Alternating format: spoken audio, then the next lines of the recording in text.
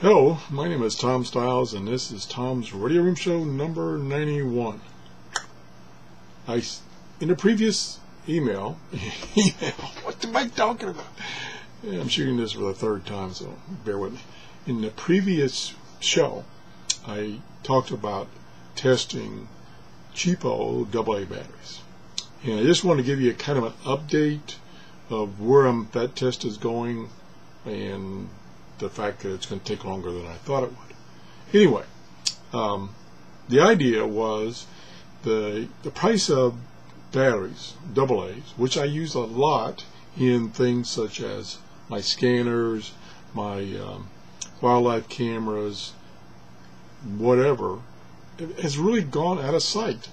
You know, the Duracells that I used to get at Sam's for 35 cents a piece, now it's almost $1 a piece. It's like 75 cents or something a piece. So I've stopped using Duracells, number one, and I've gone to Energizers, but they're up to 60 cents a piece, and we're talking burning four of those in one of these guys, and it's good. They're good for about a month of intermittent use. I don't always have it on intermittent use, and in my wildlife cam, they're good for about 6 days. So I need to find an alternative to those batteries. And I've used rechargeable batteries a lot. The thing is, for things such as scanners, not scanners too bad, but like my wildlife camera, they're good for about a day. So I'm hoping that maybe some of the cheaper batteries, even though they're not rechargeable, will last longer, and we'll see. So anyway, I bought a bunch of batteries, different brands, cheapo batteries. They're basically dollar packs, and some of them have 2 batteries in them. That'd be 50 cents a piece. Some have 4, some have 8. And I'm trying to test it. Now, my test setup, as I explained before, is not very scientific. Matter of fact, it's pretty crude. I watched a video about this guy who does a lot of testing. He's got all kinds of DVMs he tests. He has built a dynamic load to provide a constant current for testing batteries, and he's testing big 12-volt batteries to use with his solar systems. And he showed this last video he did this past week, he showed the innards of it, and it had like 3 circuit boards and integrated circuits, a microprocessor. It was really nice, really nice. And if you're doing this professionally, you need that constant current load to give you a good scientific test evaluation. Well, as I said before, mine's not scientific. All I did was take and put a simple resistor across the batteries and measured the voltage over time as it drained the battery. And what I thought was a good load, because I didn't want to kill the real cheapo, like the carbon zinc ones. I didn't want to kill them like that, was a 50 ohm load. I mean a 50 milliamp load using a 33 ohm resistor. Well, it's probably not very representative of the load that these guys require.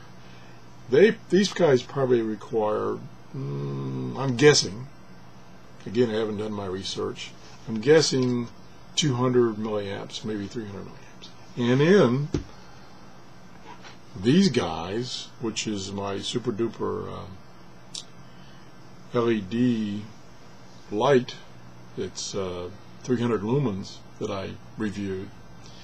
These guys can draw, not this particular one, but some of these guys can draw a ½ an amp and higher. So they will definitely eat batteries. As a matter of fact, the ones that draw a lot of current, there's special batteries made for them. This one, and the reason I bought it, is that it gives me 200 or 300 lumens, what it was, and it uses standard AA batteries. So that's another. So my point is that the load I chose of 50 milliamps probably is not representative of these devices. Plus, to my surprise, the cheapo battery, matter of fact, I started with the one I thought would have the least capacity, which was the carbon zinc one. It lasted over 24 hours. So obviously that's not a good test. That's not a good load. So I've tested 2 battery types, and I'm working on the third. Once the third one finished, and that one is the AC Delco batteries, AA, now we're talking about AA's here, battery that I bought, and it's lasted over 24 hours, and it's still going strong. It's still showing 1.2 volts where it started out at 1.5. So it could probably last a couple of days at only 50 milliamps load. Now, keep in mind, my simple test setup using a resistor doesn't give me a constant load. So as the voltage in the battery goes down, also the current it draws goes down. So for instance, I do a little math here. If I start out at 1.5 volts and I've got a 33 ohm load, that's a current draw of about 45 milliamps. Then as it goes down, and what I decided is I will drain the batteries, or let the batteries drain until they get down to 1 volt or less. Well, at 1 volt, 33 ohms, you're only drawing 33 milliamps, which is a pretty small load, I think. So, bottom line is I'm going to change the test setup. I'm going to put in a 5 ohm load, which should give me 300 milliamps current draw. And I'll start the test over, starting with the carbon zinc and going all through. And that's probably more representative. The 300 milliohms is probably more representative of the devices I'll be using these batteries in. So I guess I made a mistake, and I didn't have enough of a load. And like I said, the AC Delco AA batteries that I'm testing have lasted over 24 hours, and they're still going strong. So they could last a week, which I don't want to do that. I want to shorten this test. So anyway, I'm going to change my setup once those batteries finish their test, if they do, or I'll just abort the test if they don't. So anyway, that's kind of the status of my battery testing, unscientific as it is. So the other thing is I wanted to mention, I think I'll do a video on it, is I noticed, well, YouTube changed their setups in many places. I mean, they've been going through change, and I've been trying to adapt.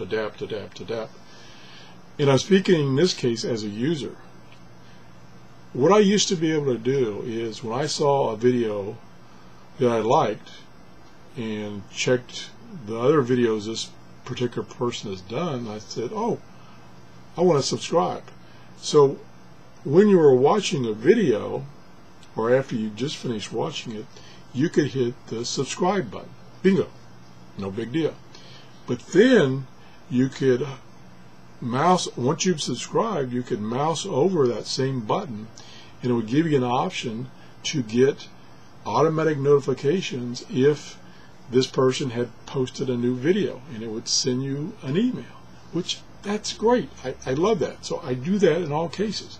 Well, they've changed it, and I think, I'm hoping, that that's affected my subscribers viewing, because I'm getting more and more subscribers. That's really cool, and I appreciate that, but my number of views is diminished significantly since they changed that. And I'm thinking people are not getting, if they want to, they're not getting the notifications like they used to about new videos being uploaded. So unless they go and physically look themselves, they don't know a new video has been posted. I'm thinking that's the case. Maybe not.